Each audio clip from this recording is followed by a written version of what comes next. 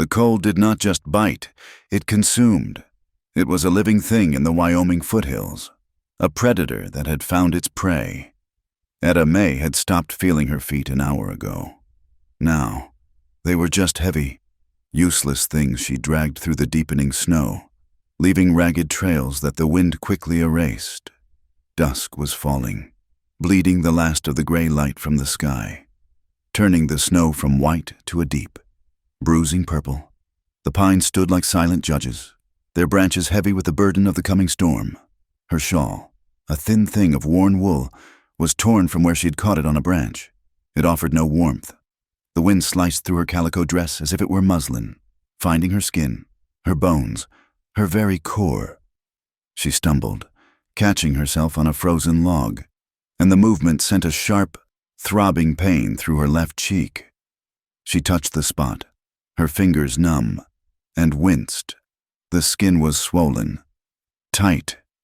Jedediah, her husband's brother. The memory was as cold as the air. It had been this morning. No, yesterday morning. Time had lost its shape. She had been standing in the parlor of the house she had shared with Silas, the house she had scrubbed. She had curtains for. She had kept warm. Jedediah stood by the hearth, his face righteous and cruel. "It is done. Etta, the house belongs to the family, to his blood." "Jedediah, please," she had whispered. "I have nowhere to go. It is winter." "That is not the concern of the Lord, nor of me," he'd said. He was a deacon in the new church. "The town knows what you are. You brought sin into my brother's life. You drove him to drink, and you drove him to his end." "That is not true," she cried, the injustice of it finally breaking through her grief. "Silence," he had roared, and his hand, hard and calloused, had struck her across the face. The force of it sent her reeling back against the settee. "You are an abomination. You will take your things and you will be gone by noon. You are lucky we do not bring the marshal." She had no things to take. Everything she owned, everything Silas had owned, was now his. She had walked out with only the dress she wore and the shawl on her shoulders. She had gone to the mercantile, hoping for credit. Mr. Abernathy, who had known her for 3 years, suddenly could not meet her eye. She had gone to the boarding house, no rooms. She had even, in desperation, gone to the church, but the preacher had merely looked at her with pity and suspicion, offering a prayer but no sanctuary. The town had judged her. The whispers had started the day they pulled Silas's body from the ravine. She sank to her knees in the snow, the memory too heavy to carry. The funeral had been a blur of frozen ground and colder faces. She had stood apart. The grieving widow no one would comfort. "Poisoned him. I hear," one woman whispered to another, loud enough for Etta to hear. "Drove him mad with her ways," another murmured. "A man like Silas doesn't just fall." The truth was so much simpler and so much sadder. Silas had not been a good man, not at the end. The drink had taken him. He had come home that night, the rain turning to ice, his eyes red and wild. He had been shouting about money, about the failed crops, about her. He had raised his hand, just as Jedediah had. But Silas had not stopped at one blow. He had struck her again and again, until she had curled up on the kitchen floor. Then, roaring in a drunken rage, he had grabbed another bottle, stormed out into the blizzard, and never come back. They found him 2 days later, his neck broken at the bottom of the ravine, the bottle still clutched in his frozen hand. The town saw a tragedy. Then they saw a convenient scapegoat, Etta May, the woman with no family, the outsider Silas had brought back from Cheyenne, the woman who was too quiet, too pretty, the woman whose face was bruised before her husband died. They decided she had driven him to it, or, for the more imaginative, that she had met him out there and pushed him. Now, she was paying the price for being a victim. A wave of dizziness washed over her. The cold was inside her now, a heavy, sleepy feeling. This, she thought, is what it is to die. She was not even 24 years old. She thought of her mother, a woman she barely remembered, and wondered if she was waiting. Etta closed her eyes. It would be so easy to just lie down, to sleep. But some stubborn, animal part of her refused. She forced her eyes open. Through the swirling snow, far up the slope, she saw it, a light, a pinprick of yellow in the vast, hostile blue. Hope, thin and sharp, pierced through her numbness. A cabin, a trapper, maybe a hunter. It could not be far. She tried to stand, but her legs would not obey. She began to crawl. She used her elbows, dragging her frozen feet through the snow. Every movement was agony. The ice sliced at her bare knees, tearing through the calico. She did not care. She kept her eyes fixed on the light. It was a star. It was a promise. It was the only thing in the world. Closer, closer. She reached the edge of a clearing. The cabin was dark, solid, a shadow against the snow.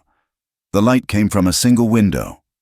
Smoke curled from a stone chimney, a thin gray ribbon against the dark sky. She could smell it. Wood smoke, the smell of life. She made it to the porch. She saw an axe stuck in a large chopping block, surrounded by fresh chips of wood. She saw a stack of cordwood, piled high and neat. She tried to pull herself up the single step. Her hands, raw and frozen, slipped on the wood. She tried to call out, but her throat was frozen. Only a dry, rattling sound escaped. She slumped against the rough-hewn porch step. The light from the window just feet away. Then, the world went black. Inside the cabin, Colt Harrow added another log to the stove. The wind was howling now, a mean sound that promised a long night. He paid it no mind. He and the wind were old acquaintances. His cabin, built with his own 2 hands, was solid. The stone chimney drew well, and the small room was thick with the heat of the fire and the savory smell of the rabbit stew simmering in the cast-iron pot. Colt was a man who lived by routine. He fed his horse, cut his wood, checked his traps, cleaned his rifle. These things kept the world in order. They kept the other things at bay. The memories. He ran a whetstone along the blade of his hunting knife. Schlick, schlick. The sound was steady, calming. It was the only sound besides the wind and the fire. He had not spoken a word to another human being in 3 weeks, not since he had taken his furs to the trading post 20 miles downriver, avoiding the town of Three Forks altogether. He hated the town, the noise, the people, the questions. He had come to this mountain to be alone. He had had enough of men. He had seen what they did to each other in the name of flags and progress. He had seen it in the war, and he had seen it after, scouting for the army. He had seen his own brother, Thomas, cut down by a Cheyenne arrow, a pointless death in a pointless skirmish. And Colt, had frozen. He, the decorated sergeant, the man they called Steady, had just stood there, watching his brother bleed out into the dust. The guilt was a constant companion, a cold spot in his gut that the fire could not reach. So he lived here, with the snow and the pines, as a kind of penance. He stopped sharpening. His dog, an old hound mix named Patch, lifted his head from his spot by the hearth and let out a low, soft growl. Colt was on his feet in an instant, the knife in his hand, his rifle leaning by the door. "What is it, boy?" he whispered. Patch walked to the door, sniffed at the crack, and growled again, this time with more insistence. Colt moved to the window. He wiped the condensation from the glass and peered out into the swirling dark. He saw nothing but the snow. It was not a bear. The dog would be frantic. Not a wolf pack. They would be howling. It could be a mountain lion, or it could be a man. He pulled on his heavy coat, grabbed his rifle, and eased the cabin door open a crack. The wind blasted in, carrying a flurry of snow. Patch pushed past his legs, barking now, running toward the porch steps. "Patch, heel!" Colt commanded. He stepped out onto the porch, rifle raised, his eyes scanning the tree line. Nothing. Then he looked down. The dog was nudging a dark heap slumped against the bottom step. Colt cursed, low and deep. He had thought it was a deer, maybe, but it was a person. He knelt, keeping the rifle ready. He saw the tangled, dark hair, matted with snow. He saw the thin dress. And then he saw the bare foot, stark white and blue against the snow. "Lord Almighty," he breathed. He slung the rifle over his shoulder and reached down. He expected a child. She was so small. But as he lifted her, he realized it was a woman. She was terrifyingly light, like a bundle of frozen sticks. And she made no sound. Her head lolled back. He carried her inside, kicking the door shut against the storm. He laid her on the bearskin rug in front of the hearth, in the full warmth of the fire. Patch sniffed at her, whining. Her skin was a pale, bluish gray.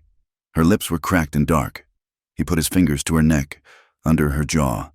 He felt it, a pulse, faint and thready. But it was there. She was alive, but she would not be for long. Not like this. He looked at her clothes. The dress and the layers beneath were soaked, and they were already freezing solid to her skin. Even in the warm room, he could not leave her in them. He went to his cot and pulled off the heavy wool blanket, laying it beside her. He took his knife, the one he had just been sharpening, from its sheath. He was a practical man. This was not about modesty. This was about survival. He worked quickly, his face grim. He cut the laces of her bodice, the frozen fabric resisting the blade. He cut through the calico, the chemise, the flannel petticoat, peeling the icy layers away from her skin. He tried not to look, but he saw the bruises, the dark, angry marks on her arms, the ugly swelling on her face. He saw how thin she was, her ribs sharp under her pale skin. Someone had done this to her. Someone had hurt her, and then cast her out into a blizzard. He bundled the frozen rags and threw them aside. He covered her instantly with his own heavy buffalo coat that had been hanging by the door, the fur-lined wool swallowing her small frame. He tucked it around her, chafing her icy hands between his own rough palms until he felt a little life return to them. He went back to the fire, his hands shaking slightly. He ladled hot water from the kettle into a cup. He had not wanted this. He had not wanted another person in his space, in his life. He had not wanted this complication. He knelt beside her. "Ma'am," he said, his voice rusty. Her eyelids fluttered. She moaned, a sound of pure pain. It was the warmth. He knew. The life returning to frozen flesh was its own kind of agony. Her eyes opened. They were a hazy blue, clouded with confusion and terror. She looked at the rough-hewn ceiling, at the fire, and then at him. Her gaze dropped. She saw the heavy buffalo coat. She felt the weight of it, and she felt the nothingness underneath it. A raw, deep shame filled her eyes. She gasped, trying to sit up, clutching the coat to her throat. Where are my—" "Frozen," Colt said, his voice flat. "Had to cut them off." She stared at him, her face collapsing. She was exposed, saved by a strange, hard man in a remote cabin, and she was naked beneath his coat. The humiliation was more painful than the thawing of her feet. "Don't look," she whispered, her voice a dry croak. She turned her face away, toward the fire. Tears welled and froze on her bruised cheek. Colt stood up. He turned his back to her, a gesture of stark, unintentional decency. He stared at his stew pot, his shoulders rigid. Etta sobbed, a single, broken sound. She had nothing left, no home, no dignity. She was at the mercy of this silent man who had seen her at her lowest. She waited for him to speak, to demand, to cast her back out. He did nothing. He just stood there, a bulwark against the storm. "Please," she whispered to his back. The terror of being alone again was suddenly greater than her shame. "Just don't stop helping." Colt did not turn. He just nodded. Once, he picked up an empty bowl. He ladled it full of the hot rabbit stew. He placed it on the floor near the edge of the rug, well within her reach, along with the cup of water. Then he went back to his side of the room, sat on his stool, and picked up his knife and whetstone. Schlick, schlick. Etta watched him. Her hands were shaking so badly she could barely lift the spoon. But she ate. The stew was hot, salty, and full of life. It burned a path down to her empty stomach. She drank the water. She huddled deeper into the massive coat, surrounded by the scent of pine, leather, and the man who was ignoring her. The silence in the cabin grew thick. It was heavier than the snow piling up outside. It was a silence made of his guilt and her shame, his solitude and her desperation. Night fell completely. The storm raged, slamming against the cabin walls as if trying to reclaim her. Neither of them made a move toward the single cot. He stayed on his stool, sharpening a blade that was already impossibly sharp. She stayed on the rug, her back to the hearth, her legs drawn up under the coat. Neither of them slept. The fire burned down to glowing embers. The wind howled. Finally, her voice, small and thin, broke the tension. "You don't even know me." Colt stopped his hands. The schlick noise ceased. He stared into the darkness over the fire, at the rough logs of his own wall. He heard the story she was not telling. He saw the bruises he was not looking at. He knew that if he asked, if he turned, if he offered one word of comfort, she would spill that story all over his clean, quiet floor, and then she would be real, a real person, with a real past, and he would be tied to her. He would be responsible. He had been responsible for Thomas, and Thomas was dead. He rested his forearms on his knees, the knife dangling from his hand. "Maybe I don't want to." His words hung in the air, blunt and cold, but final. Etta flinched, as if he had struck her. She pulled the greatcoat tighter, burying her face in the fur collar. She said nothing else. The silence returned, heavier and darker than before. Outside, the storm settled in for a long, brutal night, and inside, two strangers sat trapped in the warmth, worlds apart, listening to the wind. The storm did not pass. It settled over the mountains like a shroud, burying the world in white and silence. The wind was a constant, high-pitched scream that wormed its way through the chinking of the cabin, a reminder of the death Etta May had so narrowly escaped. For 3 days, the cabin was their entire universe, the single room, smelling of wood smoke, old leather, and the simmering pot of stew, was a fortress against the howling white. On the second morning, Etta woke from a heavy, dreamless sleep on the bearskin rug. The fire was already built, the cabin warm. Colt was gone. A moment of panic seized her. Had he left her? But then she saw his rifle was still on its pegs, and she heard the muffled thud of his axe from the lean-to, where he was splitting what little wood he had under cover. She sat up, the buffalo coat falling away from her shoulders. The cold air hit her skin, and she gasped, pulling it tight again. She was still naked beneath it. The shame returned, hot and sharp. She could not stay like this, a bundle of rags in shame by his hearth. Her eyes scanned the room. It was a man's space, spare and clean. A cot, a table, 2 stools, a shelf with a few tins of coffee and flour, and a wooden chest. Driven by a desperation to be human again, she went to the chest and opened it. Inside were folded clothes, a pair of worn wool trousers, a flannel shirt, thick socks. They were his. They would be huge, but they were clothes. Her hands trembled as she pulled them out. She dressed quickly, her back to the door, fumbling with the buttons. The shirt swallowed her, the shoulders drooping to her elbows. She had to roll the trousers up 6 times to keep from tripping, but she was covered. She was decent. When Colt came back inside, his eyebrows thick with snow, he stopped for a second. He saw her, small and lost in his clothes, standing nervously by the fire. He took in the sight, his face unreadable. He said nothing about it. He just kicked the snow from his boots, hung his coat, and went to the stove to check the stew. That simple, silent acceptance was a kindness greater than any words he could have spoken. But the storm held them prisoner. By the 4th day, the mood in the cabin had grown thin. The last of the rabbit stew was gone. The supplies were running low. Colt portioned out what they had: a few handfuls of flour, a side of jerky, and coffee. Breakfast was a piece of hardtack, softened in hot water. Hunger gnawed at Etta, and the weakness from her ordeal was slow to fade. She tried to help. She was too weak to haul water or wood, but she could not sit idle. She swept the hearth with a broom of bound twigs. She washed their few tin plates and cups. Her movements were slow, careful, as if she were a guest who might be asked to leave at any moment. He watched her sometimes, when he thought she was not looking. He watched her mend a tear in his flannel shirt, her stitches small and neat. The sight of her, swimming in his clothes, her bruised face pale with concentration as she performed such a simple, domestic act, stirred something in him. It was a feeling he did not trust.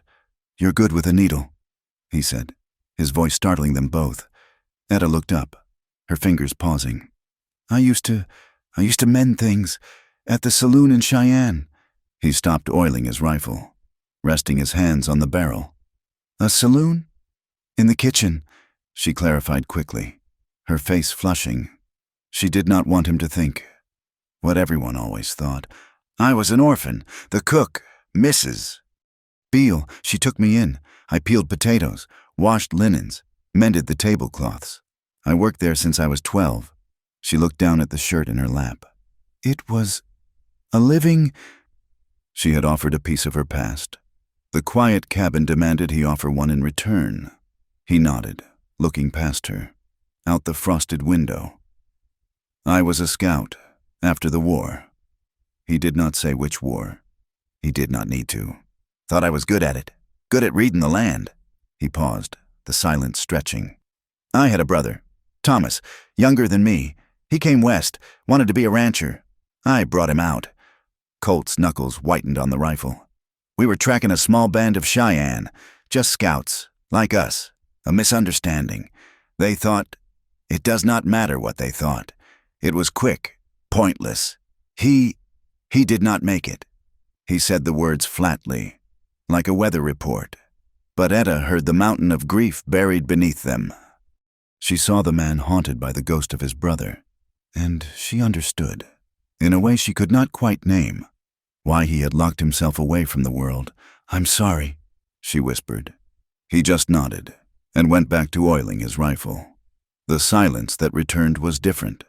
It was no longer empty. It was filled with their shared histories, their unspoken losses.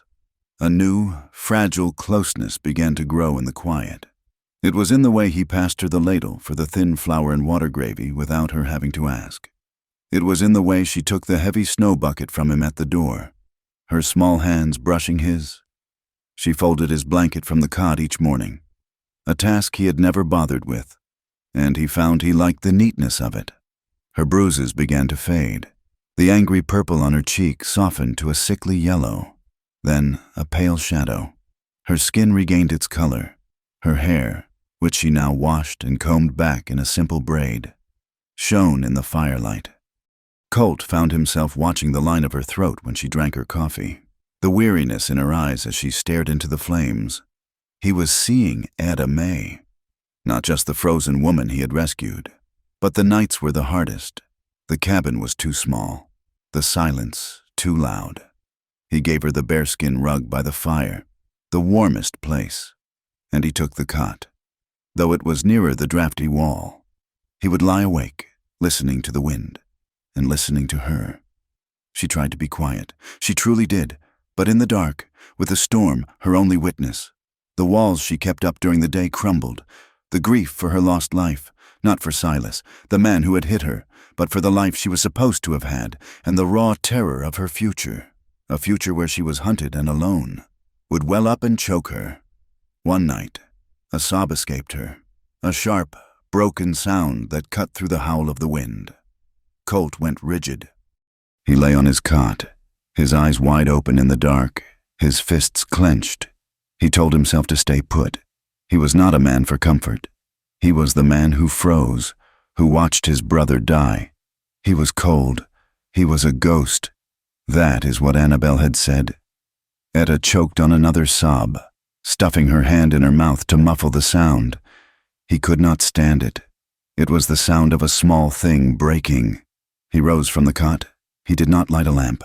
In the dim glow of the fire's embers, he crossed the floor. She was curled into a tight ball, her shoulders shaking.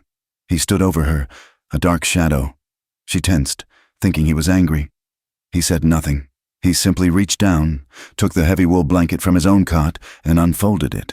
He draped it over her, tucking it around her shoulders. It was a clumsy, practical gesture. He started to turn away, back to the cold cot. But she moved. She uncurled, turning toward him, and leaned her head against his leg. It was not a seductive touch. It was the desperate, unthinking gesture of a drowning person grabbing for a log. She pressed her tear-wet face against the rough wool of his trousers. "Don't stop," she whispered, her voice shattered. "Please, I need this." He froze. His entire body went stiff. He remembered Annabelle, his fiancée, years ago. He had come back from that last patrol, the one that killed Thomas, and he had been a man carved from ice. Annabelle had tried to hold him, to reach him. "Talk to me, Colt," she had pleaded. But he had nothing to say. He had given her only silence, only his coldness, until her love had withered. "I cannot live with a ghost," she had wept, and she had left him. He had not truly touched another woman since now. This woman was clinging to him. He was all she had. Slowly, his body aching with the effort, he lowered himself to the floor. He sat with his back against the rough-hewn wall, his long legs stretched out. He put an arm around her, pulling her against his side. She was so small, all sharp angles and trembling. She burrowed against his chest, clutching the front of his shirt, and wept. He held her. He did not pat her back. He did not murmur empty words. He just held her, a solid, warm presence in the dark. He held her as she cried for her lost husband, for her lost home, for the bruises on her face and the cold in her bones. He held her all night. He did not sleep. He just sat, staring into the dying embers, a broken woman in his arms, and felt the ice around his own heart begin to crack. The storm broke on the 6th day. They awoke to a world of blinding, brilliant white. The sun on the snow was so bright it hurt the eyes. The silence was absolute. "I have to check my horse," he said, his voice rough in the morning quiet. The awkwardness of the night before hung thick between them. He had moved back to his cot before dawn, and she had pretended to be asleep. "I'll come," she said. It took them an hour to dig a path to the small, sod-roofed barn. The shared work, the sharp, clean air, the simple, physical labor, it felt good, it felt normal. His horse, a sturdy buckskin mare named Bess, whinnied in greeting, relieved to see a human face.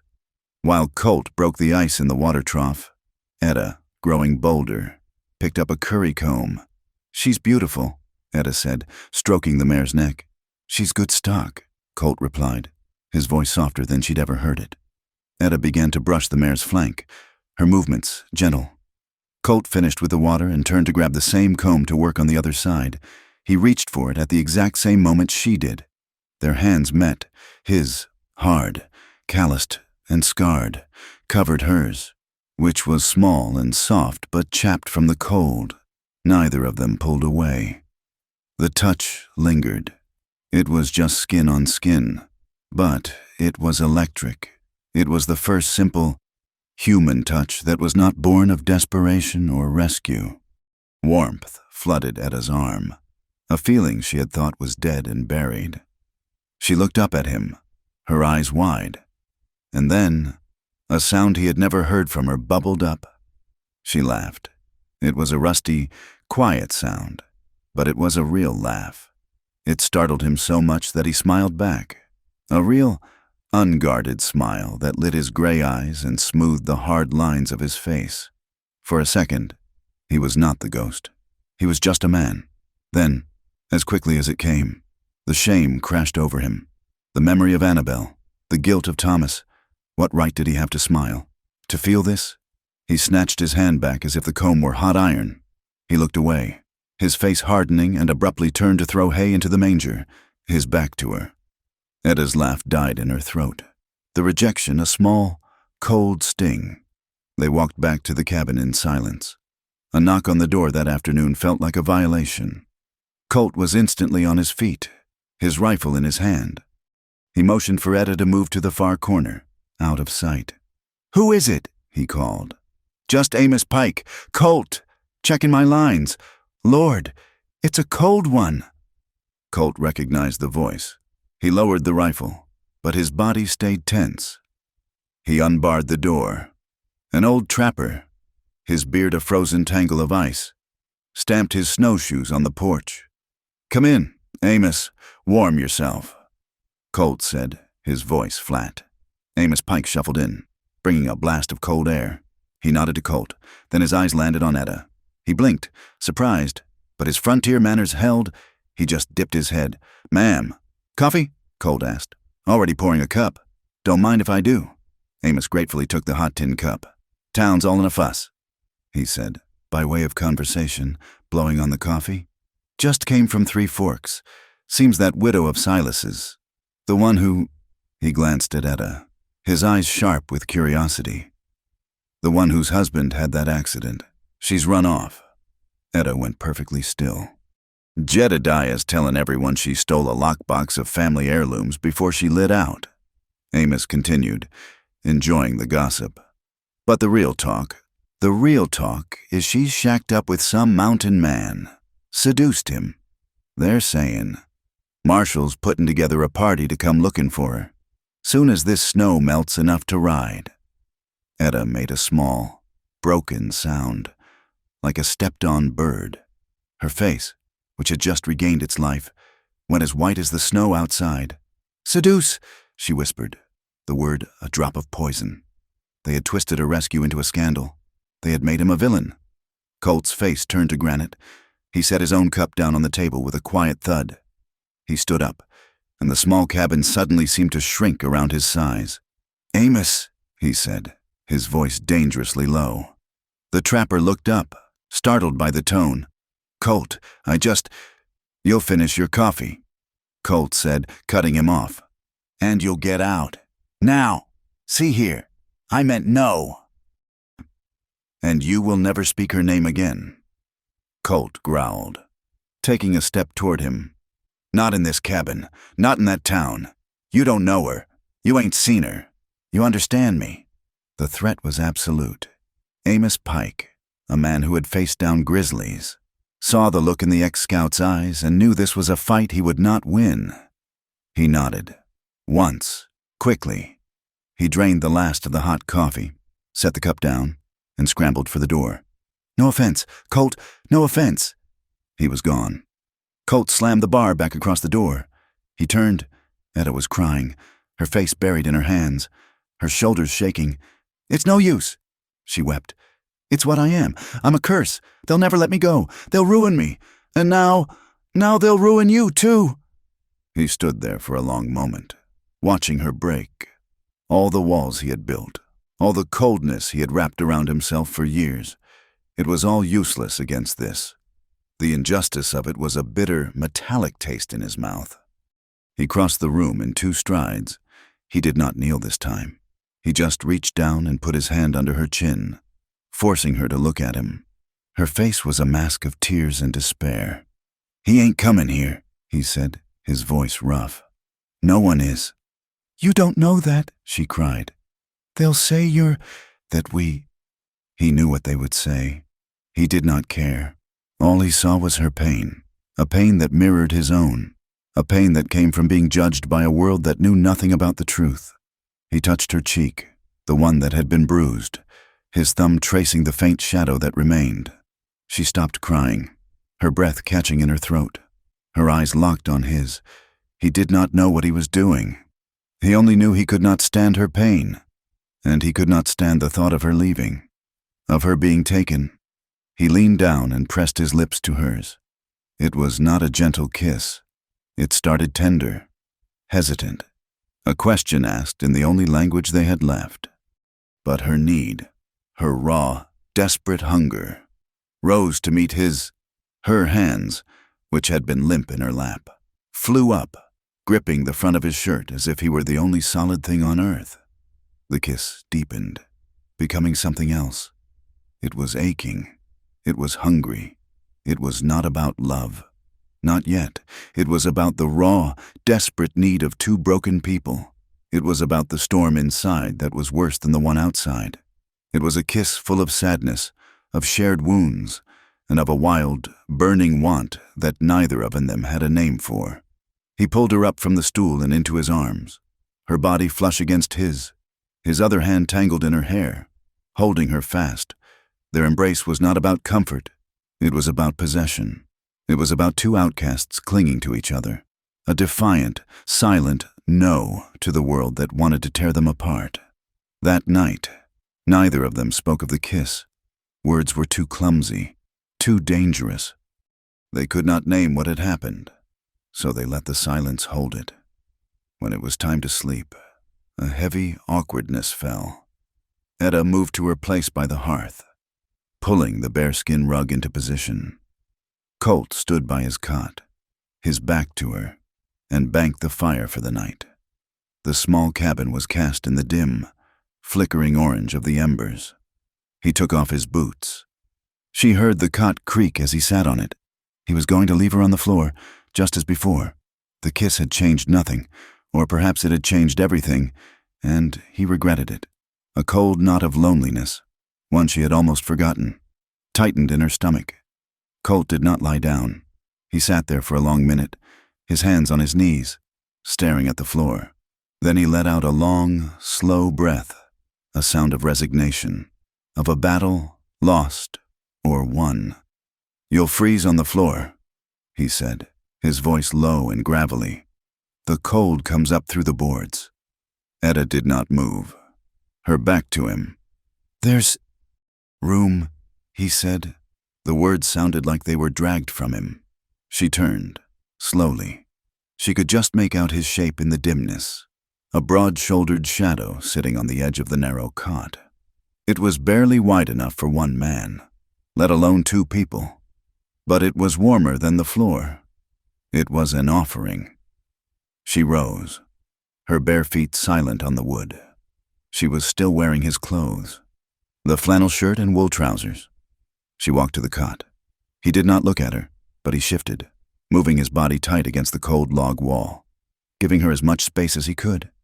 She lay down on the edge, her back to him, her body rigid. The mattress was thin, stuffed with straw, but it was softer than the floor. She could feel the heat radiating from his body, a solid, living warmth that was inches away but felt like a mile. They lay there like two planks of wood, side by side, not touching, their breathing the only sound in the cabin besides the low moan of the wind in the chimney. An hour passed, or maybe it was only minutes. Etta could not sleep. Her mind was racing. What does this mean? What does he want? She was so afraid of doing the wrong thing, of being the curse that Amos Pike had named her. Then, in the deep dark, she felt him move. He shifted, turning onto his side, facing her back. The mattress dipped, and his body brushed against hers. It was a jolt, like a spark from a flint. He did not pull away. He just lay there, his front to her back, a line of heat from his shoulder to his hip. Slowly, her own rigid muscles began to unthrob. The simple, animal comfort of his warmth was irresistible. He was not demanding anything. He was just there, her hand, which was clenched by her chest. "Found his? It was an accident at first," her fingers brushing his forearm. He did not flinch. His own hand, calloused and strong, found hers. His fingers laced through hers, a firm, grounding grip. Etta let out a breath she had been holding for years. She sank into the mattress, into his warmth.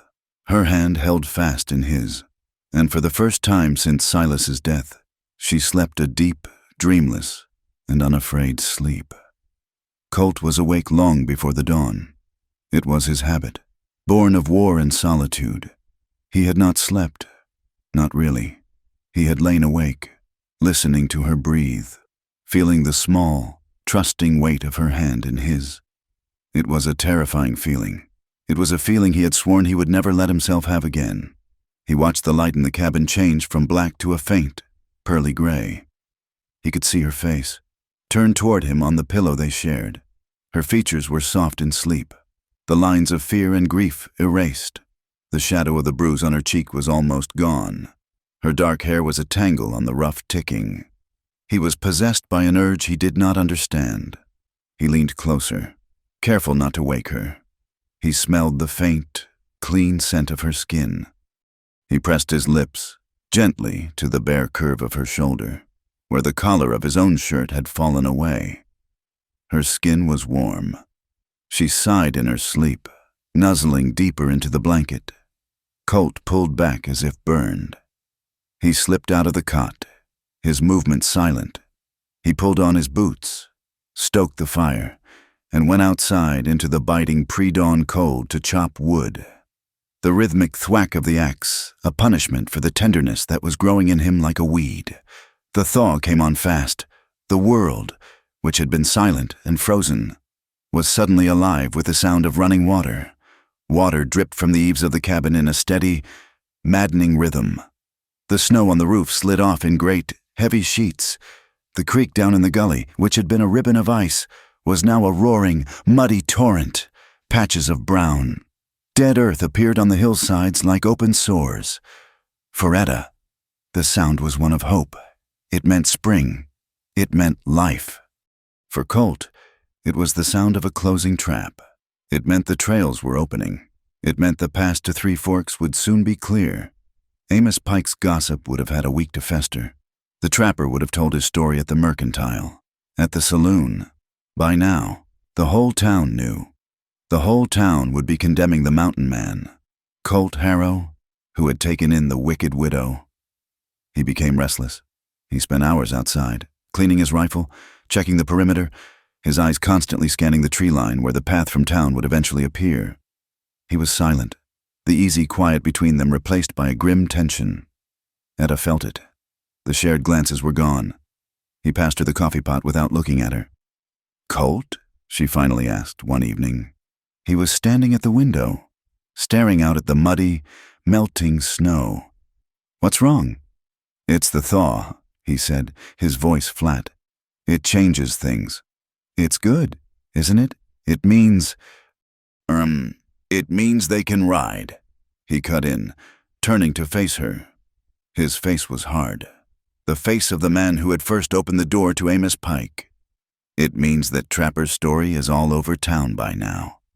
Etta's hands went still in the bowl of flour she was mixing for biscuits.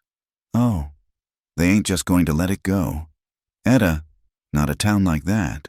They named you a thief, a seductress. They'll come looking." He paced to the hearth and back, his energy too big for the small room. "And when they find you here—" "What?" she whispered, though she already knew. "A man alone, up here, with a woman like you." He said it without malice, just stating the fact as the town would see it. "They'll call me an accomplice. They'll say I'm harboring a fugitive. They'll bring the marshal. And they won't come to talk. Etta, they'll come to drag you back. And they'll come to see me hang." The biscuit dough slipped from her fingers into the bowl. "No," she said, her voice shaking. "No, I won't. I won't let that happen. I'll leave." She looked wildly around the cabin, as if she could run out into the mud and snow that very second. "I'll go now." "And go where?" he demanded. "Barefoot, with no supplies. You'll be dead by nightfall. Or you'll walk right into them." "Then what do I do?" she cried, the tears she had sworn she would not shed again filling her eyes. "I can't ruin you. I can't be the curse they say I am." "Stop," he commanded, his voice sharp. "Stop that talk." He was torn. The old, cold part of him, the hermit who had survived so long on his own, was screaming at him to send her away, to cut her loose, to save himself. It was the sensible thing. It was the safe thing. But then he looked at her tear-streaked face, at her eyes, wide with a terror he had seen before. He remembered her plea in the dark. "If you send me away, there's no one left." He saw his own loneliness mirrored in her. He saw the man who had frozen and let his brother die. He had run away once. If he sent her away, he would be running again. He made a decision. It was not sensible. It was not safe. It was, perhaps, the first real choice he had made in 5 years. "You're not leaving," he said. "But Colt, the marshal." "Then we'll be ready for the marshal." He strode to the wooden chest at the foot of his cot. He opened it, dug beneath his folded clothes, and pulled out an old leather holster. From it, he took a small, pearl-handled revolver. It was a .32 caliber, a lady's gun, or a gambler's. He laid it on the table. It looked impossibly small, almost a toy. "Do you know how to use one of these?" Etta stared at it. "Silas had a rifle. He never let me touch it. This ain't a rifle. It's for close work." He picked it up, checked the cylinder, and clicked it shut. "Tomorrow, I'll teach you." The next day, he took her to a clearing behind the cabin, far from the trail. The air was warmer, smelling of damp earth and pine. He set up an old tin can on a stump. "It's heavy," Etta said, holding the revolver in her two hands, her arms shaking. "You'll get used to it." His voice was patient. All business. He stood behind her, his hands on her arms, guiding her. "Don't aim with your whole body, just your eyes. Squeeze the trigger, don't jerk it." His body was pressed against her back, his arms around her, his hands over hers. She could feel the solid wall of his chest. His breath was warm on her ear. She was surrounded by him. "Now," he murmured. She squeezed. The explosion was deafening. It slammed her back against his chest, and she cried out, dropping the gun in the snow. The tin can was untouched. "It's all right," he said, his voice steady. He picked up the gun. "You flinched.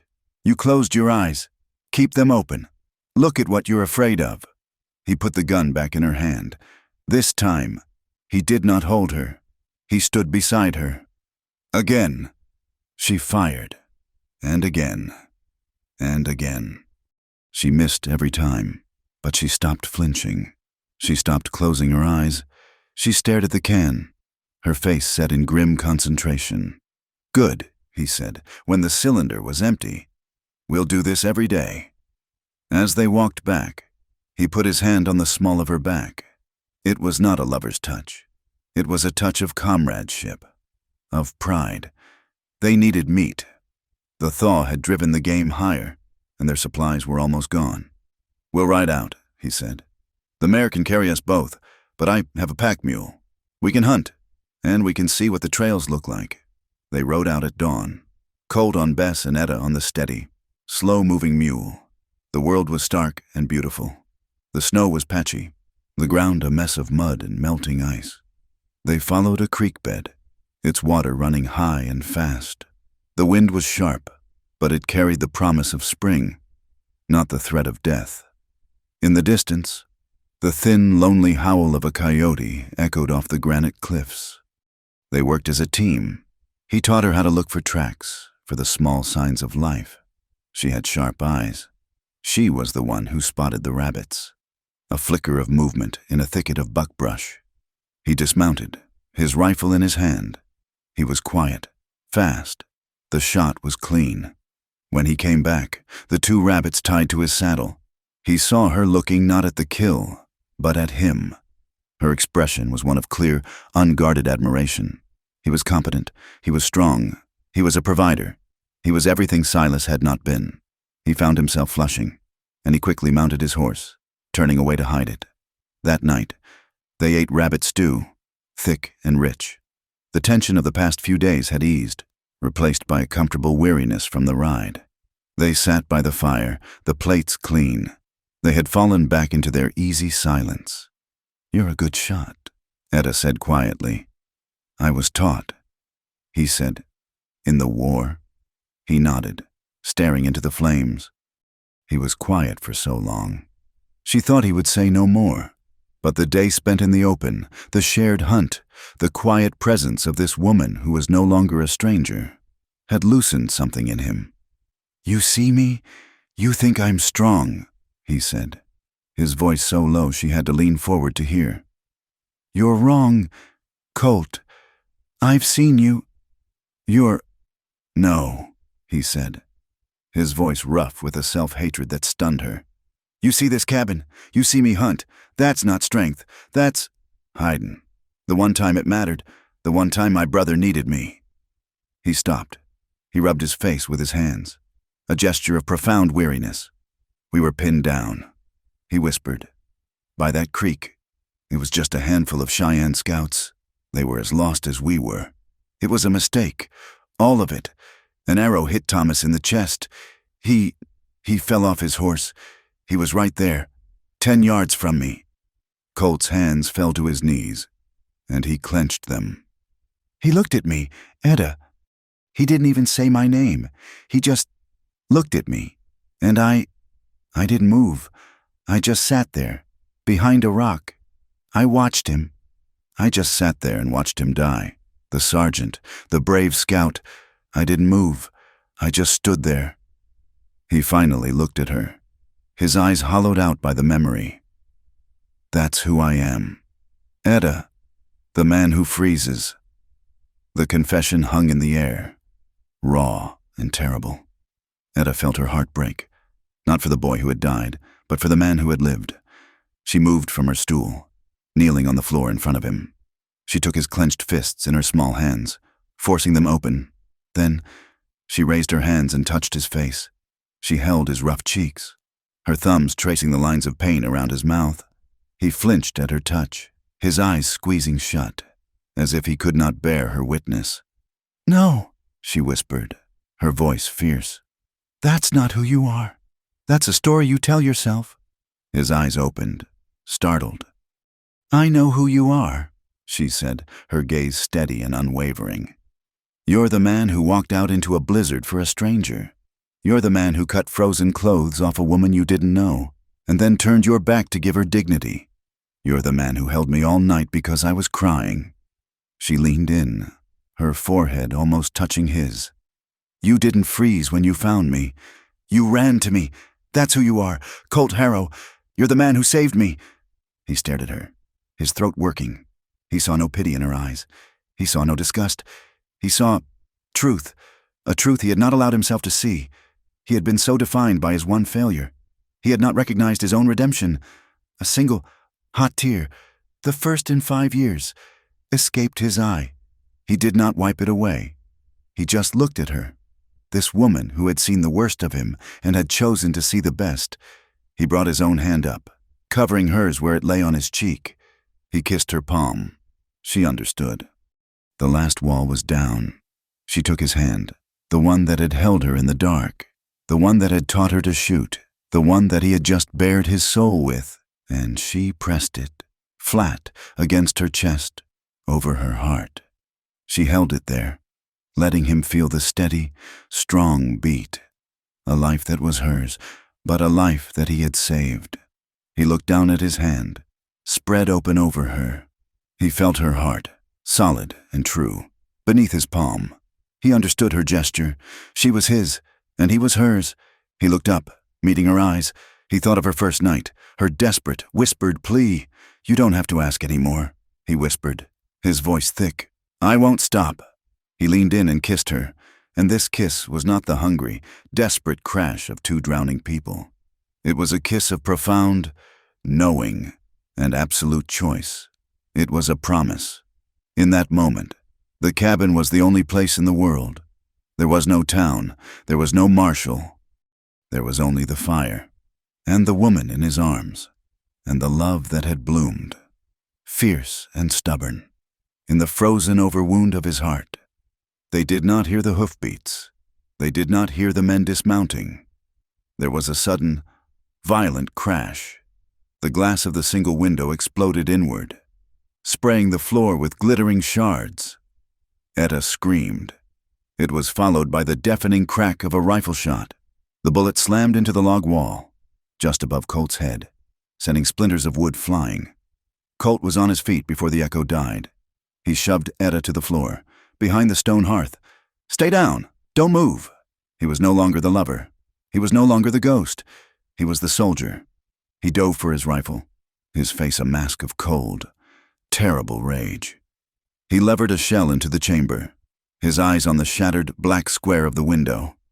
Outside, a man's voice, thick with whiskey and righteousness, bellowed into the night. "We know you're in there! Harrow! Send out the harlot! The town ain't finished with Etta May." The night was a long, cold vigil. The warning shot had shattered more than just the window.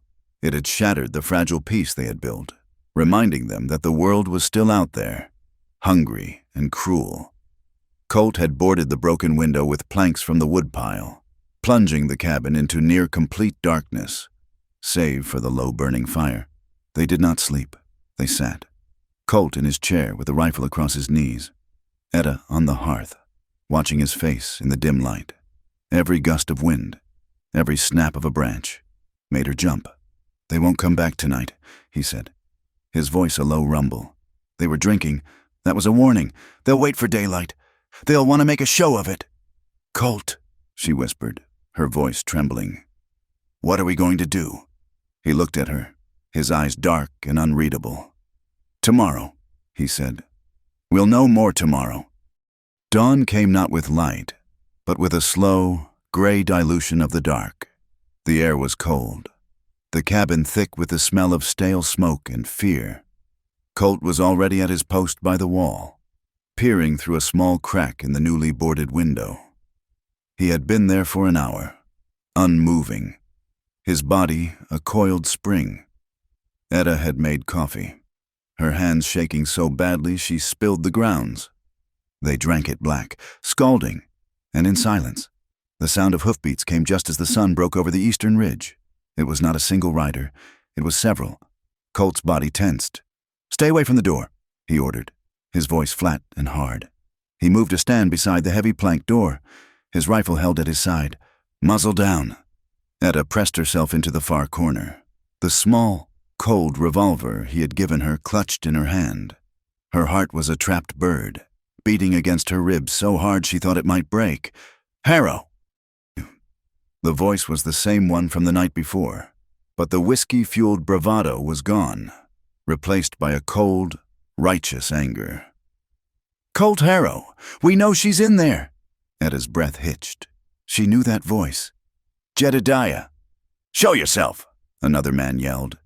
Colt said nothing. He simply waited. Heavy footsteps crunched on the muddy snow. They stopped on the porch. A fist pounded on the door, making the heavy planks rattle in their frame. "By the authority of the good people of Three Forks, Harrow, you open this door. I've got no business with the people of Three Forks." Colt's voice boomed, startling Etta with its power. "And they've got no business on my land. Get off my porch."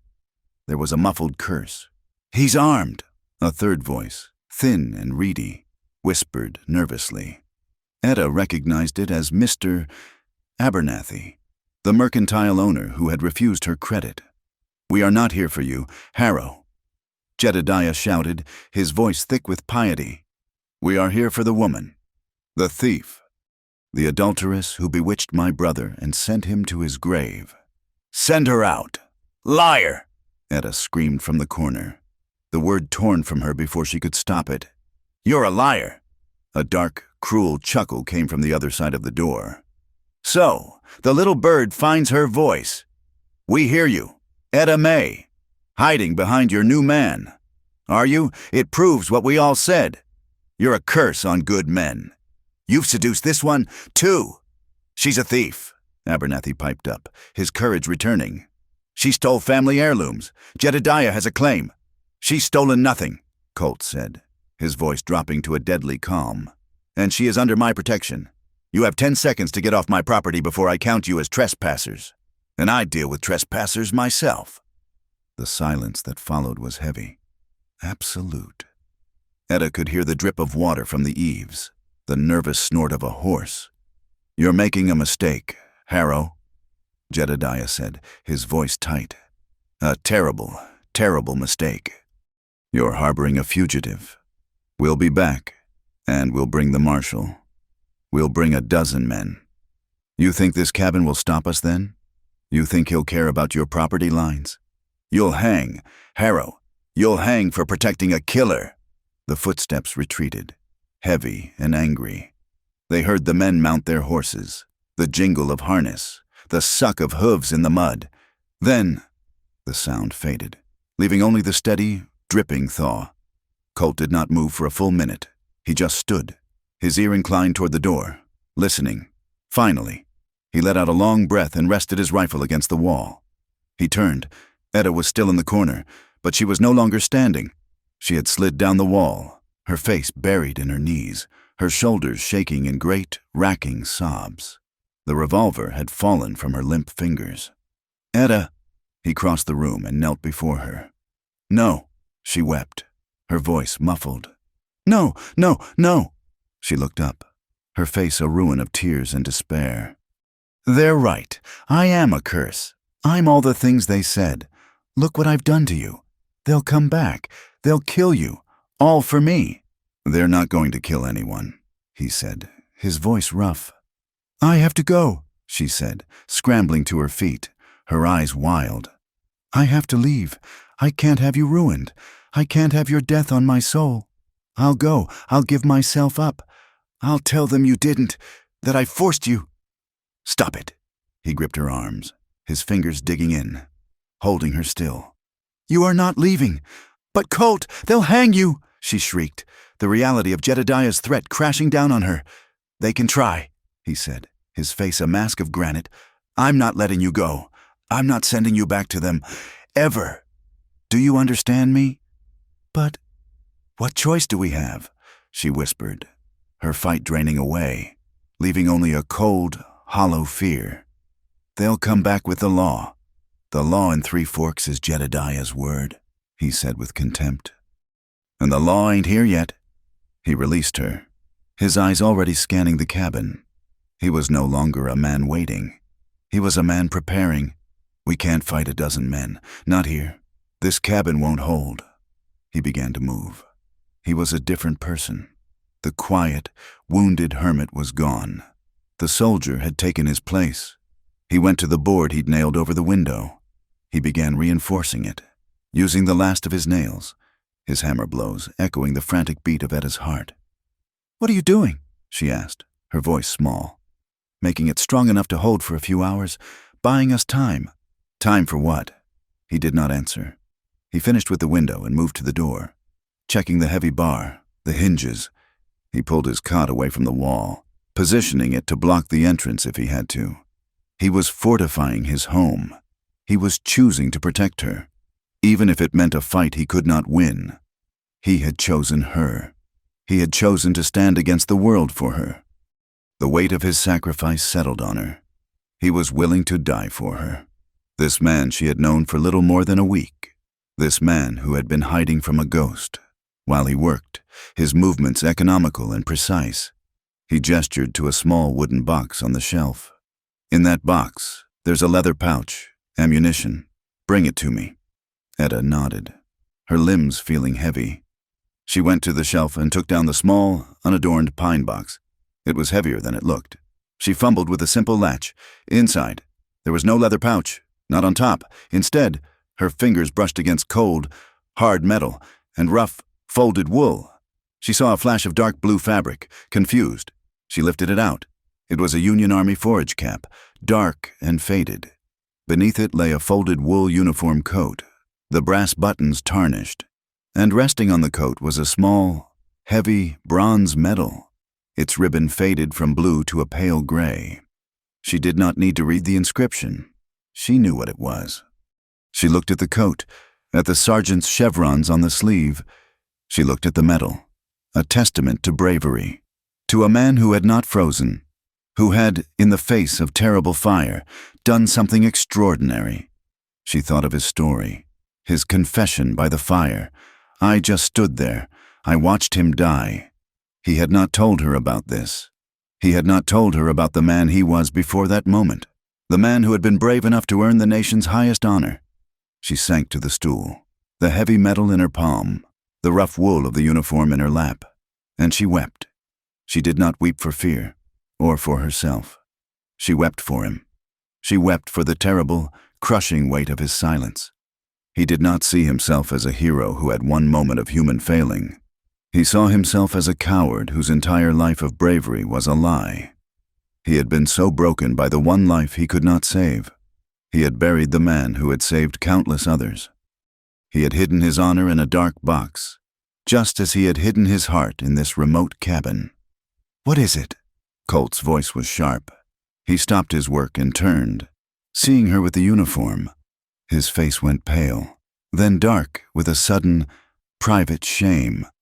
"The ammunition," he said, his voice like iron. "I asked for the ammunition." Etta looked up, her face wet with tears, but her eyes clear. She did not say, "I'm sorry." She did not say, "You're a hero." She just said, "You never told me." "It doesn't matter," he said, turning back to his work, his shoulders rigid. "It's a different man. He's dead." "No," she said, standing up, her voice finding a strength she did not know she possessed. She walked to him, the metal clutched in her hand. "He's not. He's the man who pulled me from the snow. He's the man who held me when I cried. He's the man who is barricading this door. Right now. For me." She pressed the metal into his large, calloused hand. He looked down at it, at the symbol of a life he had rejected, as if it were a coiled snake. "Colt," she said, her voice soft but fierce. "You're the man who saved me." He stared at the metal. Then his fingers slowly closed around it, crushing it in his fist. He did not look at her, but he stopped his work. He just stood there, his head bowed, the weight of her words, of her belief, settling on him. He was silent for a long time. Then, he uncurled his fingers and put the metal on the table. He found the pouch of ammunition beneath the uniform and began, with steady hands, to check every single cartridge, lining them up on the rough-hewn wood. The soldier was back, but the ghost was gone. Night fell again. The cabin was a fortress, but it was also a trap. They ate a cold meal of jerky and hardtack, knowing it might be their last. The hours ticked by, marked by the drip of the thaw and the low moan of the wind. They were waiting for an army. "We can't stay," Etta said, breaking the silence.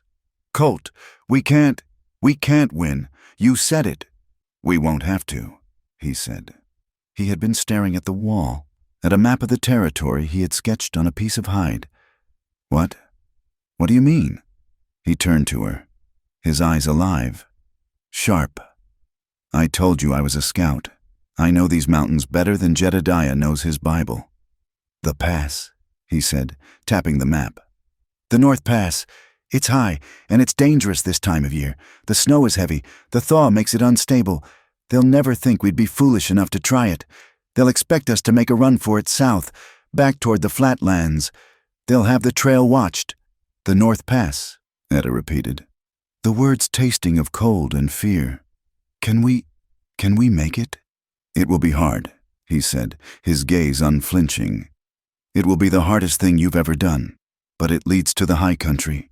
And from there, Montana, a new territory. A place where the name Etta May means nothing, where Jedediah's law can't reach." "Run," she breathed. "You want us to run." He stood and came to her, pulling her up from the stool. He framed her face in his hands, his expression raw, open, all the walls gone. "I'm not running," he said, his voice thick. "Not anymore. I'm choosing a life. With you." He looked at her, his eyes begging her to be strong. "But we have to go now. At first light, before they come." She nodded, her throat too tight to speak. He put his arms around her and pulled her close, burying his face in her hair. "She begged me to run with her," he whispered. And it took Etta a moment to realize he was talking about Annabelle, his fiancée. "She begged me to leave, to go east, and I couldn't. I was too cold, too dead." He pulled back, his eyes burning into hers. "You," he said, his voice breaking. "You came here and you set me on fire." She was sobbing now, quiet, hitching breaths. "I'm so scared." "I know, so am I." That admission, from this man of iron and stone, was the most intimate thing he had ever said. They knew this would be their last night in this cabin. One way or another, they would either escape or they would be caught. The small room, which had been a prison and then a sanctuary, was now just a stopping place.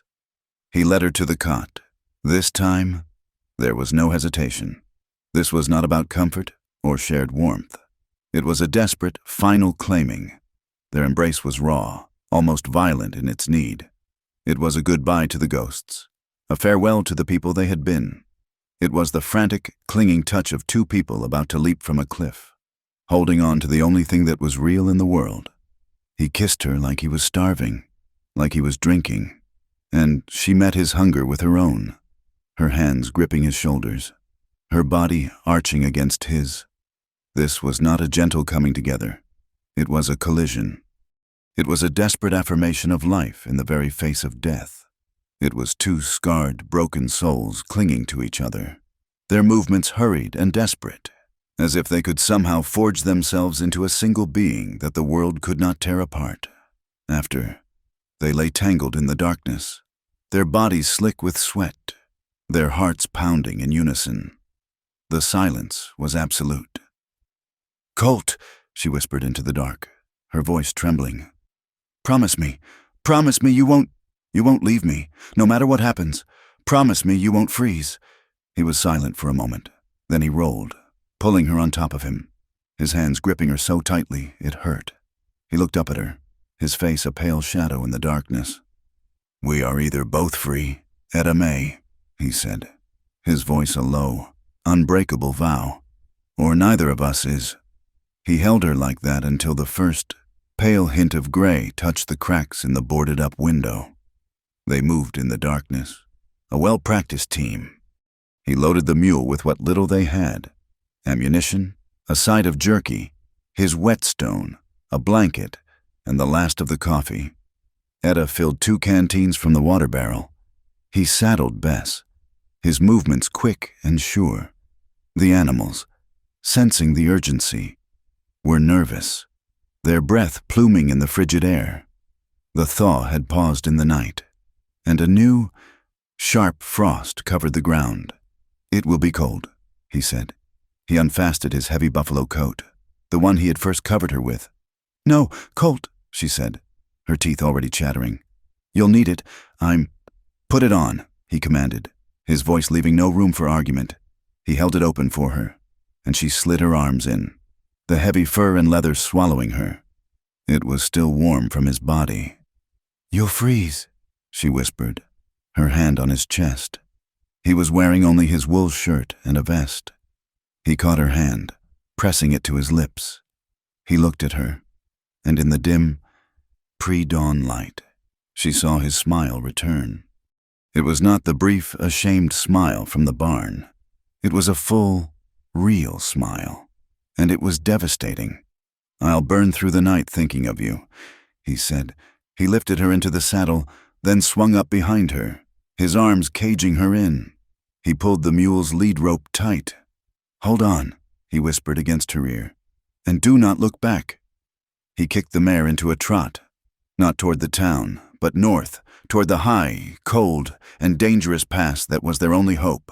The dawn was a smear of cold gray, promising nothing. They did not speak. The only sounds were the jingle of the harness, the suck and pull of the horses' hooves in the half-frozen mud, and the ragged, pluming clouds of their own breath. Colt sat behind Etta on Bess, his body a solid wall against her back, his arms around her, one hand holding the reins, the other the lead rope for the mule. She was enveloped in his buffalo coat, but the cold still found its way in, a creeping, insidious chill. He pushed the animals hard, north, always north, into the broken, treacherous foothills that led to the high pass. The land was a ruin. The false thaw had turned every gully into a slick, muddy trap, and every creek into a fast-moving torrent of ice-choked water. They forded 3 creeks in the first hour. The water was so cold it was a physical blow, stealing their breath. The mare plunged and scrambled, fighting the current. Her eyes wild, the mule balked, and Colt had to drag it, his curses lost in the roar of the water. Etta clung to the saddle horn, her legs numb to the hip, her teeth chattering so violently she thought her jaw might break. By mid-morning, they were climbing. The mud gave way to patches of rotten, grainy snow and slick, dark scree. They were crossing a steep bank when the mule, its pack heavy, lost its footing. The animal slid, its legs scrambling, and then fell hard onto its side. The sudden jerk on the lead rope pulled Bess off balance. The mare stumbled, and Etta, caught off guard, was thrown. She landed hard on the frozen ground, a sharp, white-hot pain shooting from her ankle up to her knee. She cried out, a sound that was half gasp, half sob. Colt was off the horse before she had even landed. He did not go to the animals. He went to her. "Etta, are you hurt?" His face was a mask of fear, his eyes scanning her frantically. "My ankle," she gasped, clutching her leg. She tried to move it, and a wave of sickness washed over her. I think it's—" "We have to go." He did not say it cruelly. He said it as a man stating a fact, his eyes already scanning the back trail. "I know." She bit down on her lip, tasting blood. "Help me up. I can ride. Etta, if it's broken—" "It is not broken," she snapped, a fierce, desperate strength surging through her. "It is just an injury. I will not stop. I will not. Help me." He looked at her for a second, at the fire in her eyes, the set of her jaw. It was the same look she'd had when she'd told him who he was. He nodded. "Once?" He righted the mule, his movements rough and efficient, and got the mare settled. He did not try to put Etta on the mule. He lifted her, his arms easily taking her weight, and set her in Bess's saddle. Then he swung up behind her again. "If the pain is too much," he started. "Just ride," she said through gritted teeth. He kicked the mare onward, climbing higher. Every jolt of the horse's gait sent a fresh wave of agony through Etta's leg, but she did not make a sound. She just leaned back against the solid wall of his chest and held on. The world changed an hour later. The gray sky, which had been high and indifferent, lowered. The temperature dropped as if a door to a vast ice house had been thrown open. The wind, which had been a steady breeze, began to shriek, coming at them in violent, sideways gusts. Then the snow began. It was not the gentle, swirling snow of the previous storm. This was a high country blizzard, a blinding, choking wall of white that erased the world. Within minutes, Etta could not see the mule plodding 10 feet in front of them. The wind stole the air from her lungs. The cold was no longer a sensation. It was an attack. "Colt!" she yelled over the roar of the wind. "We can't see." "I know," he shouted back, his voice muffled. "I can't see the pass. We have to find shelter. Now!" He pulled Bess's head to the side, turning off the trail they could no longer see, letting the mare pick her way through a stand of skeletal pines. They were blind. Etta's injured ankle was a throbbing, frozen block of pain. Her hands, even inside the coat, were numb. This was how they would die. Not in a shootout, but frozen, lost, 2 miles from a pass they could not find. "There!" Colt's voice was a sudden, sharp bark. Etta squinted through the swirling snow. A dark shape, a shadow against the white. It was a rectangle, a roof. "A line shack," he breathed, hope and relief in his voice. "Hold on!" He kicked the mare forward. The building was tiny, barely a hut, built of rough logs and half buried in old snowdrifts. Its door hung open on one leather hinge, banging in the wind. It was an abandoned shelter, probably for telegraph repairmen on the High Line. It was their salvation. Colt half fell from the horse, his legs stiff. He lifted Etta down, her entire body rigid with cold, her ankle giving way the second she put weight on it. He swept her up into his arms and carried her inside, kicking the broken door shut against the blizzard. The inside was a single, tiny room, not 10 feet square. It was empty, save for a collapsed stool and a small, rusted, pot-bellied stove. But it was out of the wind. Colt set Etta down gently, propping her against the wall. "Don't move. Stay here." He went back out into the storm. She heard him struggling with the animals, forcing them into the meager shelter of the shack's lee side. He returned, his shoulders and hat thick with snow, his arms full of dry branches he had torn from the underside of a pine. His hands, though stiff with cold, were quick and sure. He knelt at the stove, using his knife to shave a small pile of tinder. He struck his flint, and a small spark caught. He blew on it, his face intense in the dim light, nurturing the flame.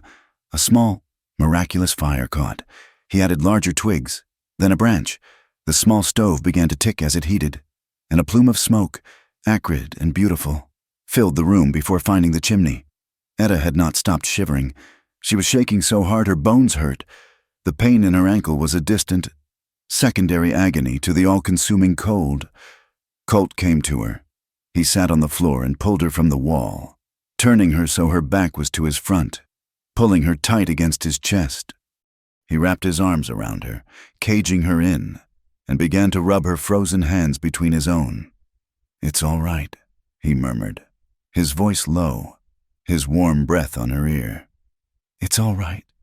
Etta May, we're safe. The fire will warm us. Just breathe." She leaned her head back against his shoulder, her body surrendering to his strength. He was so warm. His hands, rough and calloused, were gentle as they chafed life back into her fingers. She had never been held like this. Not ever. The simple, protective warmth of his embrace, the way he held her just to keep her safe, just to give her his heat. It broke something loose inside her. She remembered her wedding night.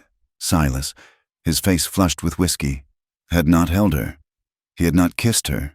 He had pulled her into the bedroom, his grip on her arm tight, and blown out the lamp. His touch had been rough, hurried, and silent. A duty, an ownership. She had lain there, staring into the blackness, feeling small and cold and used. She remembered the nights he would come to their bed, cold from the saloon.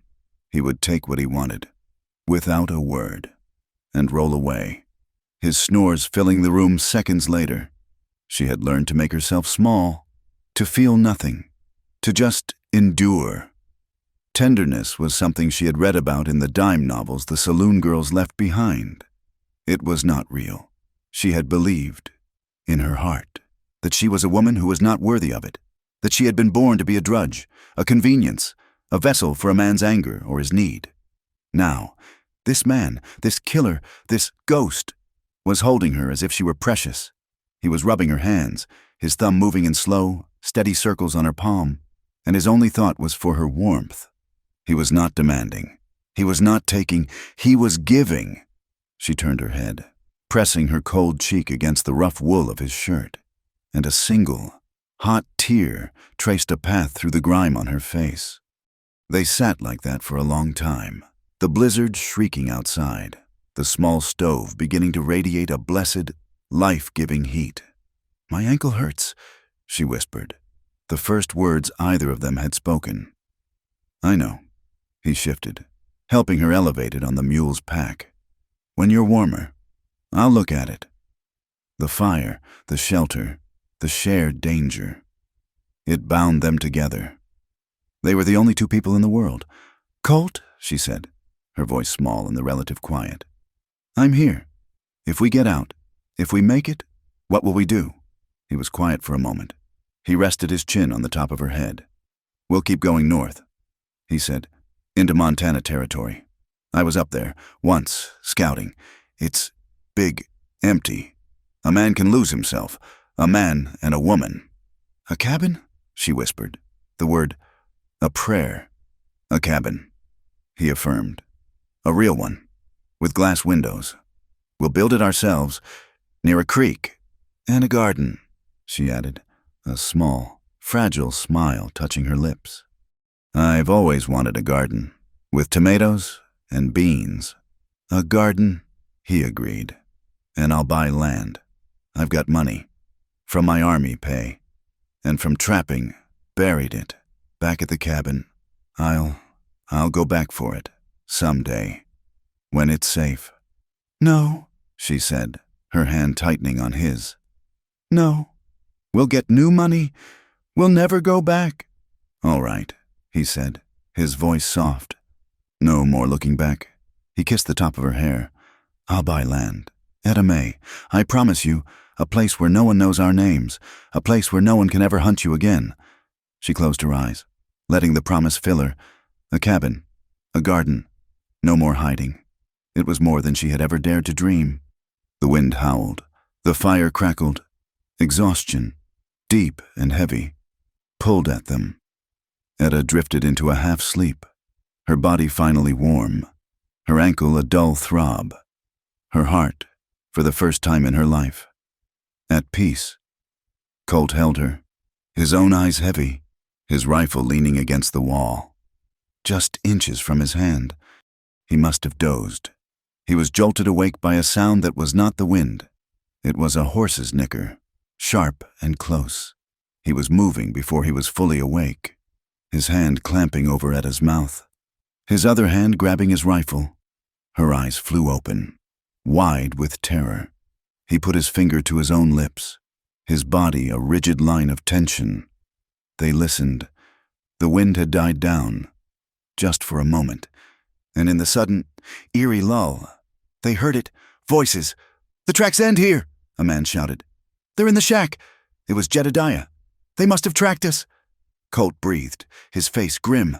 "They didn't fall for the trick. They split up. They knew the pass." "Spread out," Jedediah's voice commanded. "Abernathy, you take the back. Silas, with me. We'll take the door." Etta's blood went cold.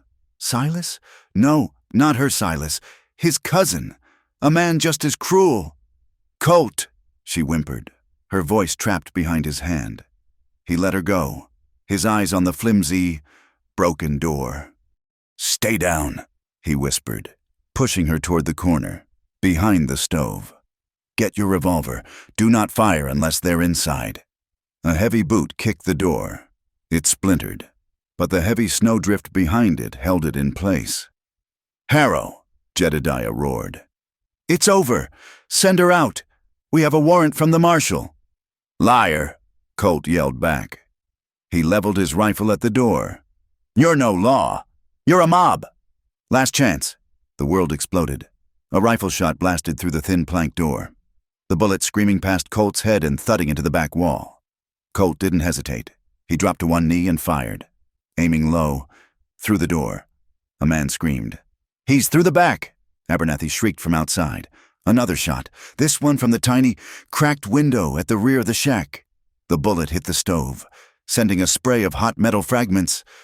Colt cried out, a sharp, ragged gasp, and stumbled backward. He dropped his rifle. "Colt!"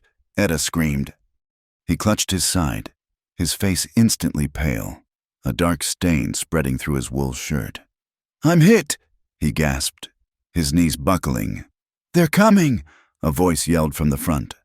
Colt tried to raise his rifle, but his arm wouldn't obey. He was fumbling, his eyes clouded with pain. Jedediah's shoulder hit the door. The rotten wood gave way, and he stumbled in, his rifle raised, his face a mask of hate. "It's over. Harlot?" Etta did not think. She did not feel the pain in her ankle. She launched herself from the corner, grabbing Colt's shirt, and dragged him, his dead weight scraping the floor. Behind the small, solid stone hearth, Jedediah fired. The bullet slammed into the stone where Colt had been a second before. "Get him! Silas!" Jedediah yelled. Etta peered around the edge of the hearth. The other man, Silas, was coming through the door, his pistol raised. Etta's hand closed around the cold metal of the .32 revolver. She had never aimed at a man. She had only ever hit the snow. She raised the gun, her hands shaking so violently the barrel wobbled. She saw the man, Silas, his face cruel, his eyes landing on her. He was raising his pistol. "Get back!" she screamed. She squeezed the trigger. The explosion was deafening in the tiny space. The man, Silas, grunted, as if punched, and looked down at his shoulder. A red flower bloomed on his jacket. He stared at it, confused, then dropped his gun and staggered back out the door, yelling in pain and surprise. "He's hit! Silas is hit! She shot him! The witch shot him!" Abernathy wailed. There was a frantic scrambling outside. "He's bleeding! He's bleeding bad! Get on the horse!" Jedediah roared, his voice filled with fury and a new, sudden fear. "We've got to get him back! It ain't worth this!" Etta huddled behind the hearth, the revolver smoking in her hand, her body trembling so hard she could barely breathe. She heard the panicked shouts, the sound of men mounting horses, the frantic hoofbeats fading, swallowed by the renewed howl of the blizzard. Then, silence. There was nothing but the wind, the crackle of the fire, and the sound of Colt's breathing, which was shallow and wet. She scrambled to him. "Colt, Colt, they're gone! They're gone!" He was slumped against the wall, his eyes half closed. His face was beaded with sweat, and he was pale, a ghostly, waxy color she had seen once before, on her father, moments before he died. "Colt?" He opened his eyes, his gaze struggling to find her. You did it," he whispered. "You saved me. Shh, don't talk." She ripped his shirt open. Her hands came away slick and black with blood. It was not a graze. It was not a clean wound. The bullet had gone in his side, low, under his ribs. It was dark, welling, and it wasn't stopping. "Oh, God," she sobbed. "Oh, no, no." She had to stop it. She looked wildly around. Her mending kit. In her small satchel by the pack, she grabbed it, her fingers fumbling, tearing it open. A needle. Thread. She grabbed his flask of whiskey from his belt. "Colt, this is going to hurt. I'm sorry. I'm so sorry." She poured the raw whiskey over the wound. He did not scream. He arched off the floor, his body rigid. A low, strangled groan torn from his throat.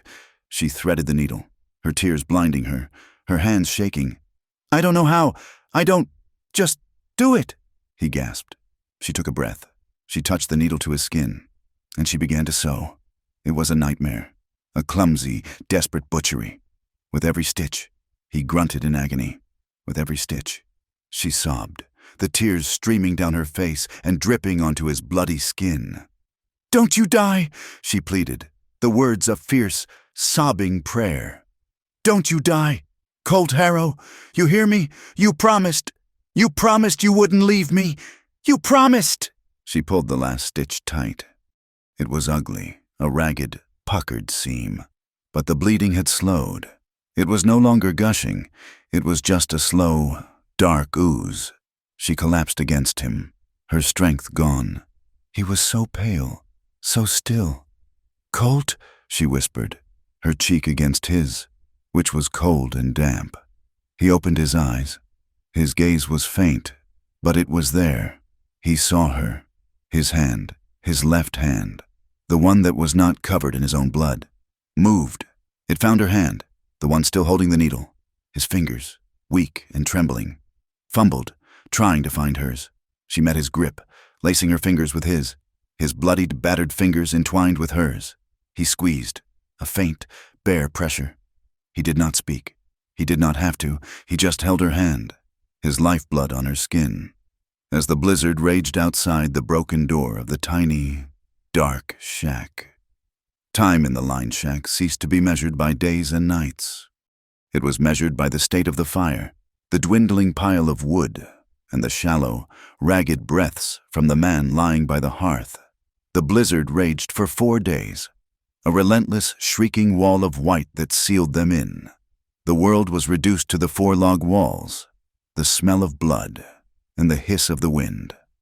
Colt did not die. He hovered in a gray, agonizing twilight between life and death. The bullet had torn through his side, and the fever came on the 2nd day, hot and fast. He burned, he shivered, his teeth chattering, even as sweat beaded on his waxy, pale forehead. He spoke, but not to her. He was back in the war, his voice a low, cracked murmur. "Hold the line. Thomas, get down! Get down! Tom!" Etta sat beside him, a tireless, terrified sentinel. She had torn strips from her own petticoat to make bandages, washing the ugly, sewn wound with melted snow, her heart clenching at the raw, puckered flesh she had stitched together in a panic. Her hands, once soft, were now chapped, bloody, and grimed with soot and his blood. On the 3rd day, the last of the jerky was gone. The fire was low. Colt's breathing was a shallow rattle. Etta knew, with a terrifying certainty, that if she did not move, he would die. He needed food. He needed broth. The fire needed wood. She pulled on his massive buffalo coat, the weight of it a comfort. She checked the .32 revolver, her hand steady, and reloaded the 1 spent chamber. She grabbed his rifle. It was heavy, a clumsy, awkward weight, but she remembered his lessons.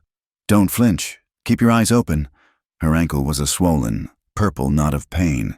She had bound it tightly with more strips of cloth, but every step was an agony. She did not care. She pushed open the splintered door. The wind tore at her, snatching her breath, but the snow had lessened to a heavy, constant fall. The world was a deep, soft white. The trees bowed low. She took the mule's bucket and began the agonizing trek to the creek she could hear but not see. She moved through drifts that were hip-deep, dragging her injured leg, the cold slicing through his trousers. She felt the howl of a wolf, distant but clear, a lonely, hungry sound that echoed her own fear. She raised the rifle, her eyes scanning the white, but saw nothing. It was just a ghost, like the ones Colt wrestled with. She found the creek, a dark, churning line of water in the snow. It was half frozen. She had to use the butt of the rifle to smash a hole in the ice, her hands so numb she could barely feel the jolt of the impacts. She dipped the bucket, the water instantly freezing to the metal, and began the long, slow climb back to the shack. It took her 2 hours. When she returned, Colt was still, his eyes closed. For one terrible second, she thought he was gone, but then his chest hitched. She set the water to boil, adding the last of their coffee grounds to the pot. The aroma, a thin, sharp defiance against the smell of sickness. Then she went back out. She spent the rest of the day gathering wood, a painful, slow process of breaking low-hanging, frozen branches, dragging them back one by one, her ankles screaming. She had to hunt. The next morning, the snow had stopped. A bright, merciless sun shone on the silent, white world. Etta took the rifle and limped into the woods. She was a woman who had mended tablecloths and peeled potatoes. Now, she was a hunter. She moved as he had taught her, slow and quiet, looking for the flick of an ear, the dark shape of a rabbit huddling under a drift. It took hours. Her leg was fire, her hands were ice. She was ready to give up when she saw it. A snowshoe hare, its white coat almost invisible, its black eyes staring right at her. Don't flinch. Squeeze. The explosion of the rifle shattered the silence, the recoil slamming the butt into her shoulder, knocking her backward into the snow. But she had kept her eyes open. When the snow settled, the rabbit was there, a small, dark stain on the pristine white. She wept as she picked it up, her tears freezing on her bruised face. She had taken a life to save a life. That night, for the first time in days, the cabin smelled of more than just sickness. It smelled of rich, hot broth. Colt was delirious, his eyes unseeing, but he was alive. Etta propped his head on her lap, his hair damp against her legs. She dipped a cloth in the broth and touched it to his cracked, dry lips. "Colt," she whispered, her voice soft but fierce. "You have to drink. You hear me? You promised. You are not allowed to leave me." He moaned, turning his head, but his lips parted, and he swallowed. It was a tiny, reflexive movement, but it was enough. She fed him, drop by drop, for an hour. Later, as the fire burned warm, his fever seemed to cool. He shivered, a deep, bone-rattling chill. Etta lay down beside him on the hard floor, pulling the last blanket and his own buffalo coat over both of them. She pressed her body against his, sharing her meager warmth, holding him as he trembled. He was so weak, his strength gone, his body just a collection of hard bones and hot skin. She thought of that first night he had held her, a stranger, as she wept by his fire. He had been so strong, so solid, a wall against the world. Now, she was the wall. She stroked his damp hair back from his forehead, her touch gentle. "You held me all night once," she whispered, her lips close to his ear. "When I was so broken, I thought I would fly apart. Now it's my turn. My love, it's my turn. I've got you. You just sleep. I've got you." He settled, his shivering easing, and for the first time, his breathing deepened, falling into a true, healing sleep, his hand finding hers even in his unconsciousness. The thaw came a week later. The world began to drip. The heavy snow on the roof slid off with a great whoosh, and the sun felt warm through the broken doorway. Colt's fever broke. He woke one morning, his eyes clear, his gaze finding her as she sat cleaning the rifle. "Etta," he croaked, his voice a dry rasp. She dropped the rifle, scrambling to his side, her hand flying to his forehead. It was cool. "Colt! Oh, thank God! You're back! You shot Silas," he whispered, the memory foggy. "I shot him in the shoulder. He'll live," she said, her voice tight. "They ran." She handed him a cup of cool water. "Drink." He drank, his eyes never leaving her face. He was seeing her for the first time. The grime, the exhaustion, the raw, healed cut on her cheek where she had fallen. He saw the strength in her eyes, a hard, bright thing that had not been there before. "You saved me," he said, the words simple. "We saved each other," she replied, her voice soft. "Now rest. We have to get strong. We have to leave." The journey was slow. It was 2 more weeks before Colt could stand, and even then, he was a pale shadow of the man he had been. His side was a mass of scarred, tender tissue, and his strength was gone. Etta's ankle had healed into a dull, persistent ache. She loaded the mule. She helped him onto Bess. She would walk, leading the mare. "No," he said, his voice firm. He slid off the horse, his legs trembling, and nearly collapsed. "Colt, you can't walk," she cried. "I will not be carried like a sack of flour," he said, his teeth gritted. He tore a thick branch from a deadfall, using it as a crude crutch. "You ride the mule. I'll lead Bess. We'll ride together, like before." "No, I need to walk. I need to feel the ground." He would not be the invalid. He would not be the man who was saved. He would be the man who walked beside her. She knew that look. She knew that stubborn pride. It was what had kept him alive. She mounted the mule, her heart aching. They left the line shack, that tiny, bloody crucible, and did not look back. They journeyed north, into the high, empty wilderness. The world was alive with the rush of spring, the snow melting, the first green buds showing on the aspens. The air was clean. It was a slow, painful pilgrimage. They made only a few miles each day. Colt walked, his face a grim mask of pain, his breath coming in short gasps. He limped, leaning heavily on his staff, but he never complained. He just kept moving, his eyes fixed on the northern horizon. Etta rode the mule, her rifle across her lap, her eyes constantly scanning the hills. She hunted for them. Small game, enough to keep them moving. At night, they would collapse, and she would tend to his wound, which was healing. Slowly, but cleanly. She would feed him, and then he would pull her to his side, and they would sleep under the stars, wrapped in the single blanket, his grip on her hand possessive and sure. They crossed into Montana territory after 3 weeks. The land changed. The mountains softened into rolling foothills. Vast, empty valleys stretching out, green and promising.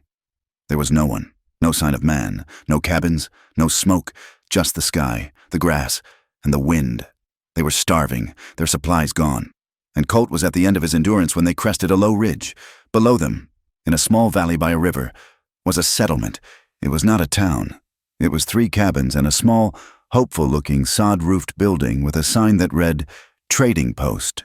They stumbled into the valley, 2 ragged ghosts, leading their weary animals. A woman was hanging laundry on a line behind one of the cabins. She was older, her face a map of wrinkles, her hair a steel-gray bun.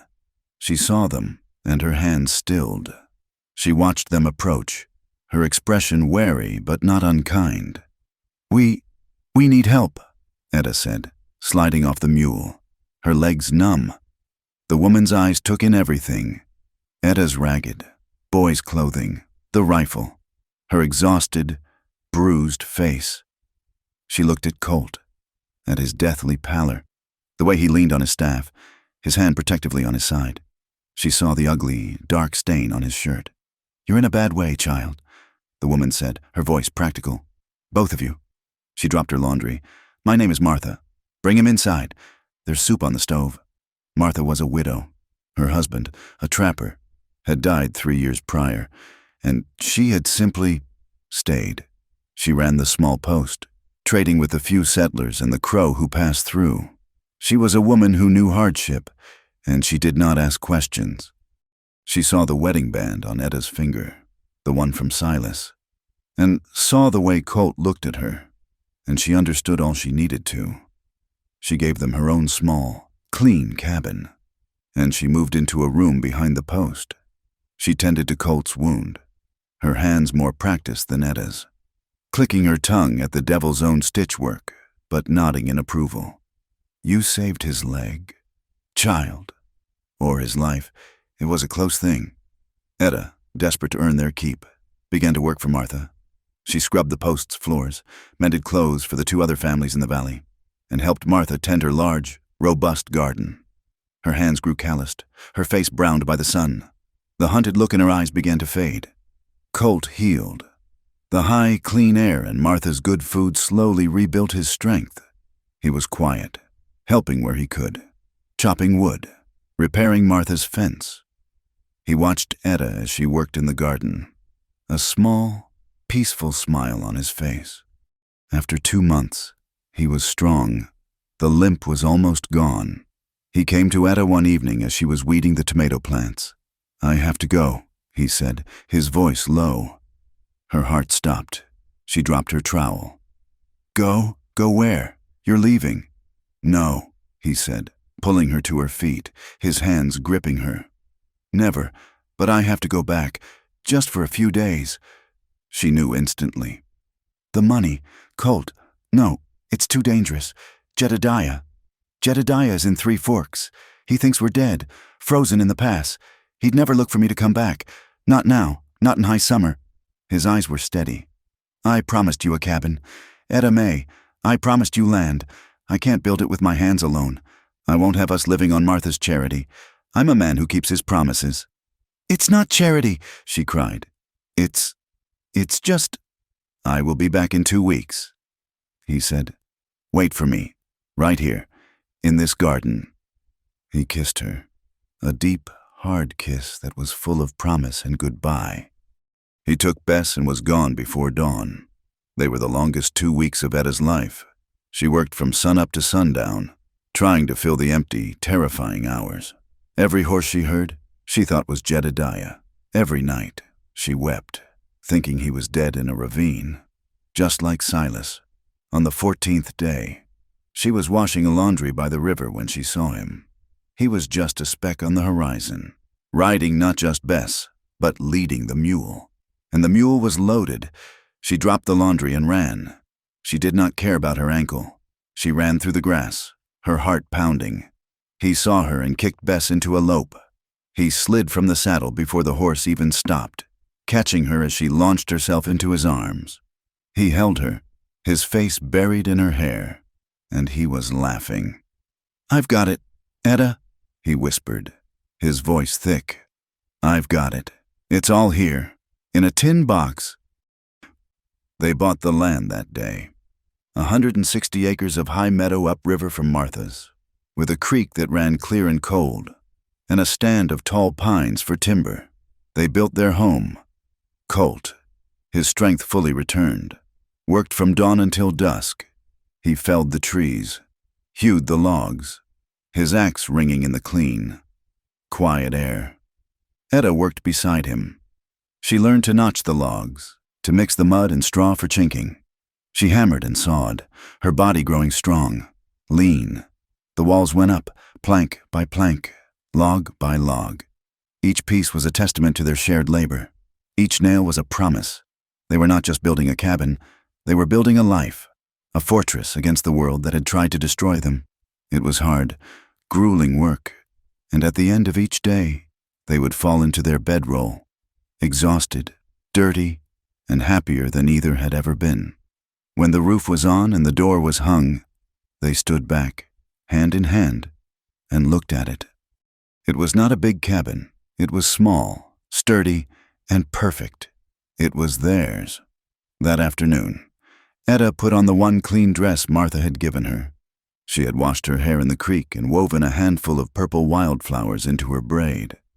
Colt was waiting for her in a small clearing they had found, beneath a canopy of tall pines.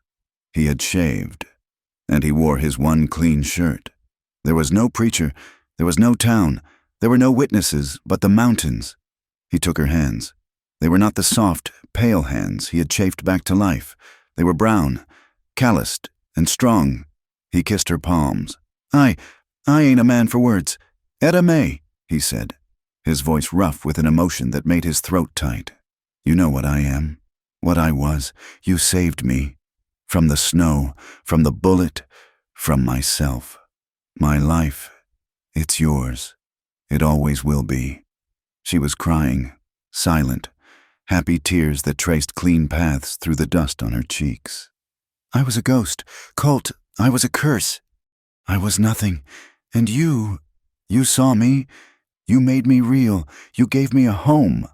She squeezed his hands. My heart is yours. It always was. He slid the thin, worn gold band from her ring finger, Silas's ring. He looked at it for a moment, then tossed it into the deep woods. He took her bare hand and kissed it. This is all I need, he said. He leaned down and kissed her. A long, slow, gentle kiss that sealed the vow. They were married. That night, they moved into their new home. He had built a bed frame, sturdy and strong, and she had sewn a mattress, stuffing it with fresh, sweet grass. A single lamp flickered on the new table, casting a warm, golden glow on the fresh-cut pine walls. Outside, the wind whispered through the pines, and the creek murmured its song. But inside, it was quiet. It was safe. They lay in their bed, in their home, and he held her. She turned in his arms, her body fitting against his, her head on his shoulder. She was home. She was safe. She was loved. The aching, desperate hunger that had driven her through the snow was still there, but it had changed. It was no longer a fear of being lost. It was a deep, profound need for him. She pressed a kiss to his chest, over his heart. Don't stop, she whispered, the words the same, but the meaning new. I still need this. He smiled, a slow, sure smile in the darkness. He held her tighter, his hand stroking her hair. He knew what she meant. He needed it too. He held her, and he knew he would never let her go. The lamp flickered on the table, a tiny, defiant spark of life. Outside, the camera of the mind pulled back, high above the cabin, showing the small, warm square of light in the vast, dark, and wild land. It was a single, steady flame, two scarred souls, two broken pieces forged into one, choosing to love each other and to live, in defiance of it all. Thank you for listening to our story.